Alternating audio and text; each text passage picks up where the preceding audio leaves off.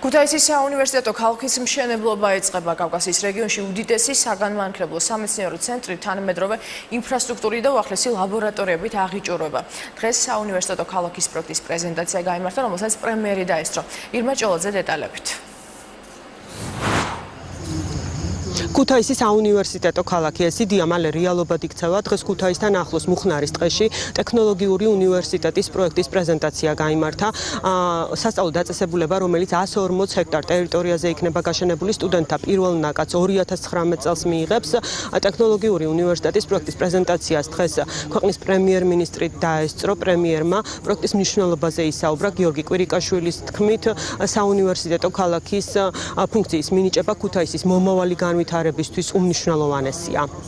უნივერსიტეტის არსებობა შეუნარჩუნებს ქვეყანას ინტელექტუალურ რესურსს და კიდევ უფრო მეტი განვითარების საშუალებას მისცემს მათ. დარწმუნებული ვარ, სწორედ ეს უნივერსიტეტი იქნება ის საგანმანათლებლო ბაზა, რომელიც მაღალკვალიფიციურ პროფესიონალებსა და მეცნიერებს გამოუშვებს.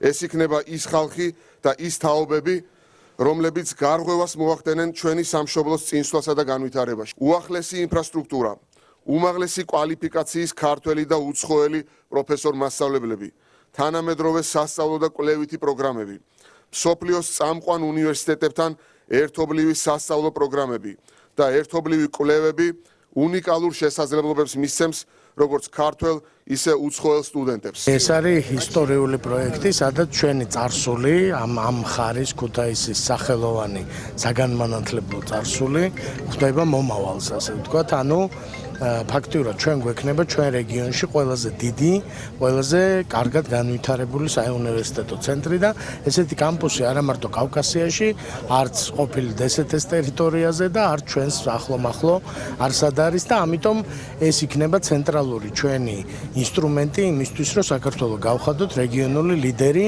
უმაღლესი განათლების კუთხით. საქართველოს საუნივერსიტეტო ქალაქის სასწავლო სივრცეების გარდა მოიცავს სამეცნიერო კვლევით ცენტრებს, სტუდენტებისა და მოწვეული მასწავლებლებისთვის საცხოვრებელ ფართებს, აგრეთვე რეკრეაციულ, სპორტულ და დასვენების ზონებს. საუნივერსიტეტო ქალაქი საერთო ჯამში 60,000 სტუდენტს მიიღებს. ტექნოლოგიური უნივერსიტეტი სტუდენტებს გადაამზადებს ძირითადად ეკონომიკის მიმართულებით. აქ ძირითადი დარგები იქნება ტექნოლოგიები, კომპიუტერული მეცნიერებები, ინჟინერიის სხვადასხვა დარგები, აგრონომია, ზუსტი და საბუნებისმეტყველო მეცნიერებები. მთლიანად პროექტის ღირებულება განსაზღვრული ამ ეტაპზე რაც არის ეს არის დაახლოებით მილიარდი ევრო. პროექტი დაიწყება უკვე ფაქტიურად შეგვიძლია ვთქვათ, რომ უკვე დაწყებულია. დაფინანსება იქნება ფონდი ქართლისგან, როგორც ცნობილი იყო აქამდე და სამუშაოები განხორციელდება ეტაპობრივად და გათვლილი იქნება იმაზე, რომ 2019 წელს უკვე ეს კომპლექსი მიიღებს პირველ სტუდენტებს. ტერიტორია დაახლოებით მოიცავს 140 ჰექტარს, რომელსაც პოტენციალი აქვს 200 ჰექტრამდე რომ გაიზარდოს.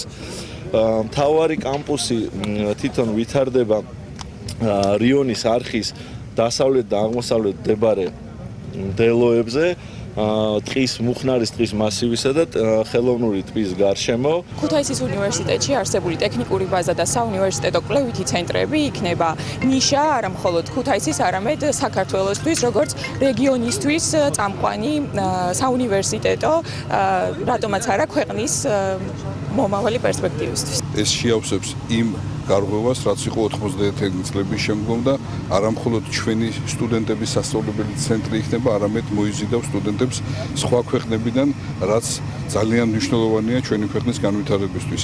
და კიდევ ერთი რაც მინდა აღვნიშნო, ძალიან სწორედ არის შერჩეული ადგილი, იმიტომ ეს არის ქვეყნის გული. ხელმისაწვდომი იქნება ჩვენი ქვეყნის ყველა კუთხის მაცხოვრებლისთვის.